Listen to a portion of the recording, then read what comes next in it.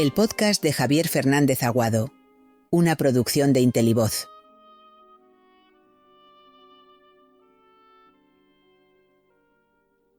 Lecciones de liderazgo de Juan Pablo II o de León I. Legado papal. Su acertada diligencia deja grandes enseñanzas aplicables a la empresa actual. De los 266 sucesores de San Pedro, solo 2 han recibido el epíteto «el Grande» por su excelente gestión: León I y Gregorio I.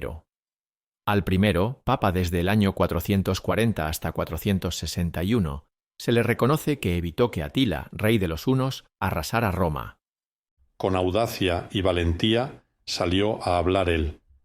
Vestía los ropajes pontificios para demostrar poder y acudió rodeado de un equipo, para dar a entender que no estaba solo.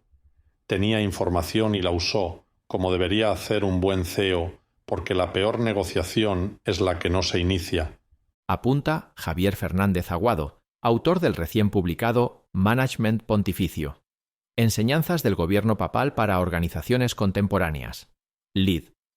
A este gran líder de la Iglesia le dedica el primer capítulo del volumen en el que repasa los mejores y peores responsables de la curia romana, que gestionan lo mismo que en cualquier empresa, personas. La Iglesia lo hace desde hace más de 2000 años.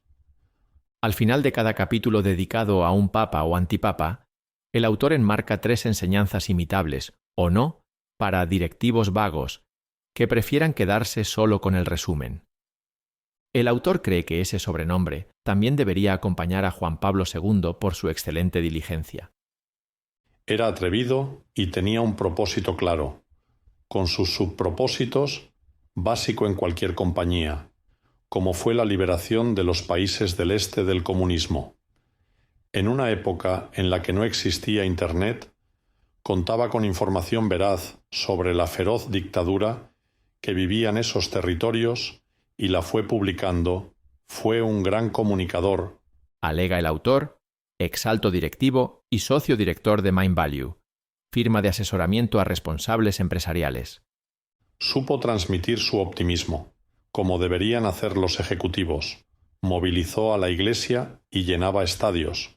Fue un líder absoluto. Sería de justicia nombrarlo como magno. Considera.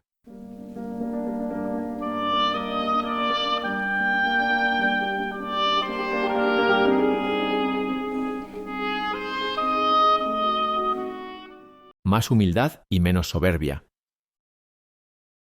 Como ejemplos nefastos de liderazgo, Fernández Aguado señala a Urbano VI. Era un destacado funcionario de la curia, un buen segundo elegido a la vuelta del exilio de Aviñón. Pasó de ser un gran administrativo a un prepotente y soberbio. Esto sucede mucho también en las compañías. El poder ciega.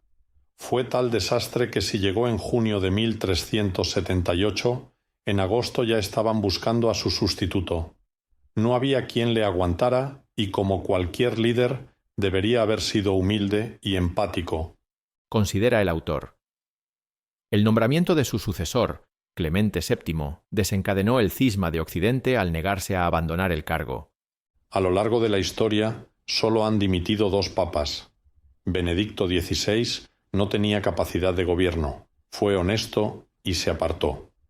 También lo hizo Celestino V, elegido por ser buena gente, pero no llegó a destacar como líder.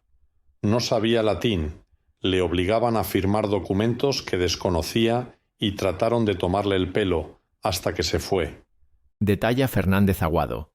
Hay que saber retirarse, ya sea por edad o incapacidad. Es un error enquistarse en el poder.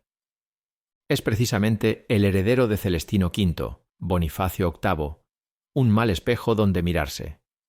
Era su asesor jurídico y al nombrarle papa, de 1294 a 1303, se creyó por encima del bien y del mal, llegando a provocar varios enfrentamientos. Recuerda el experto. Tan odiado, que llegó a ser abofeteado públicamente en la ciudad medieval de Anagni, Italia. No estaba acostumbrado a que le llevaran la contraria y le podía tanto su prepotencia y orgullo, que murió al mes de un infarto provocado por el disgusto. Argumenta el autor. una enseñanza para cualquier directivo actual. Ojo con creerse por encima del resto por ser CEO. Hay que ser humilde.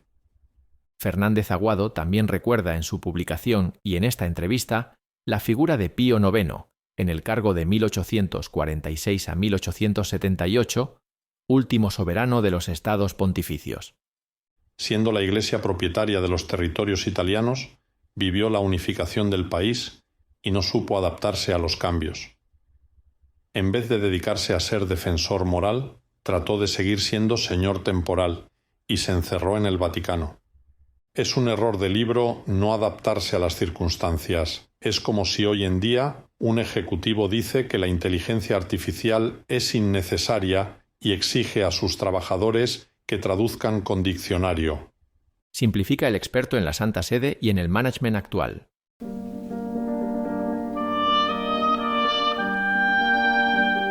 El podcast de Javier Fernández Aguado, una producción de Intelivoz.